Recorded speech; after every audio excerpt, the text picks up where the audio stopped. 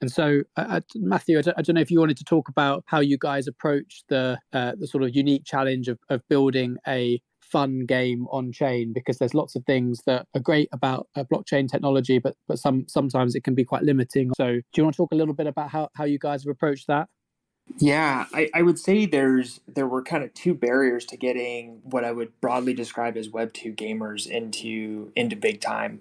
One was where it seemed like a lot of hardcore gamers, both PC and console, seemed to have a visceral hatred or distrust of both blockchain and NFTs. So I think that's been hard, and that's definitely been a challenge as we increasingly reach out to gamers to bring them in.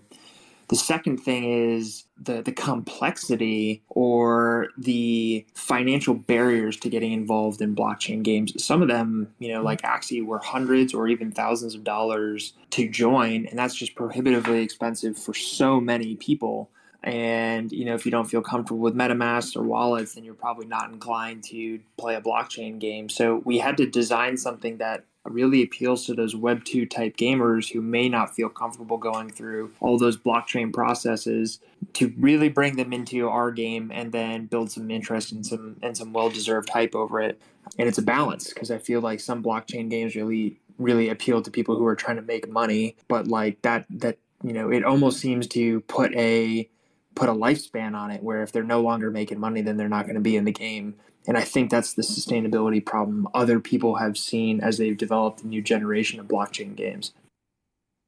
And if you think about stuff like Axie, or even games that I'm a big fan of, like something like Wolf Game, you have these huge peaks of interest and floor price rise, and it costs tens of thousands of dollars to buy into the game. Did you think about that type of model, and were you sort of purposely trying to steer away from that, even though that can, I suppose, be quite alluring to go after that those riches and that initial hype at the beginning?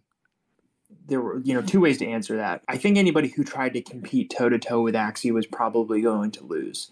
They were not only the first movers, they generated a ton of capital, and so they recognized their own problems and were already moving pretty rapidly to address it. So anybody who tried to go toe to toe with them with an identical model was going to struggle. And you really, even if you just try to like half step them and improve graphics, you're probably going to struggle. And in reality, what we saw was to get to the AAA rated levels of monthly active users, you need to build a way better game. And you need to associate yourself probably more with being a AAA game as opposed to a blockchain game. Ballpark, I think Axie kind of peaked at around 125,000, maybe 180,000 monthly active users. Well, something like Genshin Impact has millions. Those are orders of magnitude different. And if you want to build a kind of wider sense of NFTs and acceptance that way, then you probably need to kind of go more for that type of model and gameplay feel. And that's what we kind of opted for. In that mental construct that you just outlined there, where you're aligning yourself more to sort of traditional Web 2 games that have millions of users, and that's more active wallets than are on OpenSea today. So that's a whole different audience that you're ultimately trying to appeal to, which I think is ultimately is the right call. But in the short term, whilst you're at least in part serving some of the traditional NFT audience, how have you thought about balancing that sort of short to medium term ambition with the longer term vision? It's definitely challenging, and it involves a very careful onboarding process. So we can all probably name a couple of games that had a lot of hype last year that had almost as fantastic blow ups within 2 weeks of them launching. So you got to get the game right. It's got to be fun and it's got to be good. Otherwise, users aren't going to play it. And then any value you try to ascribe to an NFT or a cosmetic inside of it's also going to fall by the wayside. So when you look at it long term, it's like, okay, you got to make a good game. But I would say there's a pretty general acceptance and appetite for building a good game with NFTs inside of it. In that sense, it's not especially groundbreaking what Big Time is trying to do, but it's both the simplicity of what we're doing that makes it so difficult. If anybody can make a good blockchain game, they would have already done it. But it's really, really freaking hard. And that's what we're going through right now. So, this game has been in development for years with some of the best developers in the world. And we're only just getting through the first part of our early access now. if you look at sort of Fortnite or Roblox or other popular Web 2 games, they actually have their own internal economies that are not very different from NFT economies, where you sort of load up your internal game token and you buy boosts or aesthetic differentiators. And it feels like you've sort of moved more to embracing that model, albeit the items are NFTs rather than sort of internal things held on a server somewhere in Seattle. Was that a mental model you had of those more traditional games? It was. Let's look at Fortnite, right? So they had skins that provided no additional gameplay stats. So it's still a free game. You could buy skins inside of it, and they didn't really affect your ability to play the game at the highest levels. But people still bought it. And, as just a straight company, they make billions of dollars a year from cosmetic skins, which don't affect your gameplay. And it's a free to play game. So the model is not that we're using is not especially revolutionary in that regard. But, my personal perspective is those big gaming companies have struggled to move people to believing those items should be on chain because they're trying to convert Web 2 people who bought in as Web 2 people. Whereas we are trying to pull people into our game who are okay with blockchain, who are okay where they have an option of treating it as a Web 2 game versus a Web 3. There is definitely a way to do that.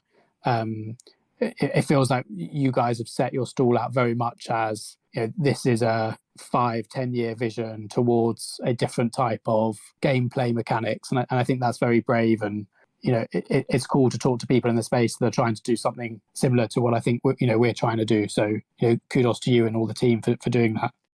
I wonder if I could change tack slightly and talk about your operating model. And one thing that was interesting, sort of doing a bit of research today, was on your website, you talk a lot about working remotely, and you see that your team is all over the world. I wondered if you could reflect on building a game and building digital products whilst everyone is totally dispersed.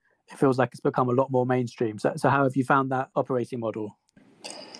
My personal perspective coming from the marketing side, I think it's been beneficial. If for no other reason that it's allowed us to expand our reach into more countries and more different markets than I think we would ever be able to do from a mostly in-person environment.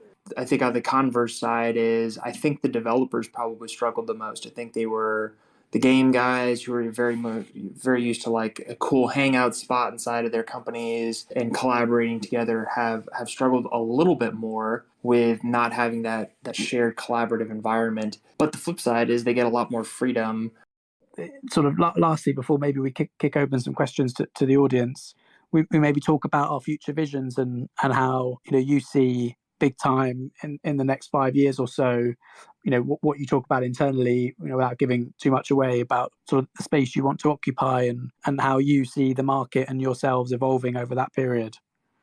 Some of this may be my own personal opinion on things. I guess starting let's start over the next couple months. So I think very important to the team, arguably our sole focus is to make sure that early access launches is successful and it's good and we build a good game.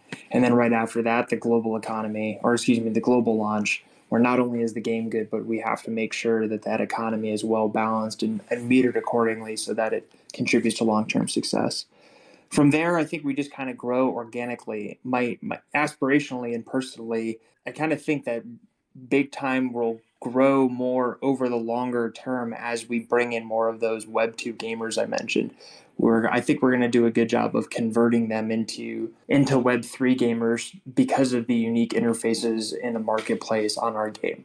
In the indefinite future, BigTime was launched as BigTime Studios with BigTime the game kind of as the first flagship. So it wouldn't surprise me that after BigTime, is kind of successfully launched and onboard, and we're at a stable point, that we get to another point where we have more games under the BigTime Studios. It's challenging because you can go so many different ways, and there are definitely strengths and benefits to both. Where if you expand almost indefinitely within a single game, then you can add chapters, expand a storyline. But my mental image of the metaverse always ends up looking something like Ready Player One, which almost seems to imply multiple separate games, which eventually end up converging back into a single one. But on a technical software programming level, that is a monumental task, and perhaps something not we're not going to be able to see for years. What's one of the biggest ways that Big Time plans to onboard non-crypto savvy people? How do you guys plan on onboarding them to Big Time besides just kind of like the ease of use and saying they don't really have to participate in the like on-chain aspects? Like, how do you guys plan on like making them stay? The first part about how to get them in there, in my mind, is make the marketplace accessible and friendly towards Web2 type people. And what we did for that was, among other things, have a Gmail sign up and then also enable credit card purchases. This is how you get AAA levels of monthly autonomous users into a blockchain game. So that's the first part, is get them in there. The game should feel similar or better than equivalent Web2 games, especially if it's going to be free to play. It's got to be a good game. That's the second part that we're doing to kind of get them in there. For keeping them in the environment, is really going to be dependent on delivering, I think, both a good game that continues to grow and is interesting, and two, a well balanced, well incentivized economy. And that is a careful balancing act to get right. And you don't want to build a game or an environment that incentivizes almost Ponzi scheme type economics. You have to do something that encourages users to stay inside the game, to value things inherently inside of the game, and to keep coming back to the game, not just for the purposes of making money, but because they find it inherently fun or useful. So I talked to like pretty much all my friends about Big Time. I shill it in like the nicest way possible without saying that word. But how would you have like a common person like me like talk to people about Big Time, like especially console players that are having a hard time like buying a PC, you know, because it's pretty expensive, especially today. Pretty much all my friends, so we got back into gaming through Fortnite, and they like to me this seems like they like a lot of competitiveness, and especially these free-to-play games like Warzone and Fortnite, it just seems to stick to them a lot more.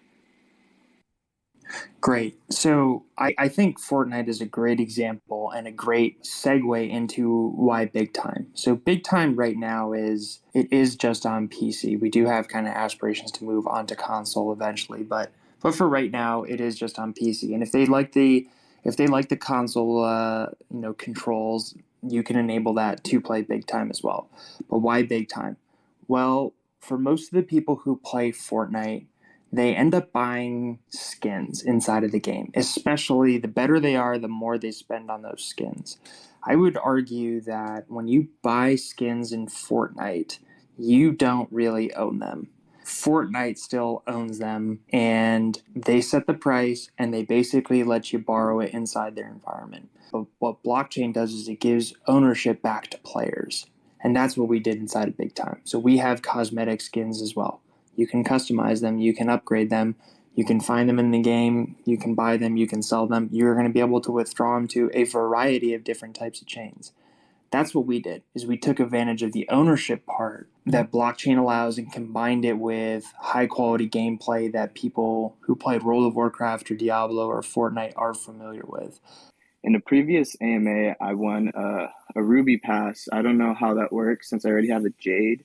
If I can transfer it to like my sister to play or something like that, So the Ruby Pass hasn't been created yet. You're going to get that in your wallet probably 2 weeks before that Ruby Pass period starts. I know they say don't do math in public, but that's in about 3 or 4 weeks from now. You're going to get that. You are going to be able to transfer that to her. That is absolutely possible.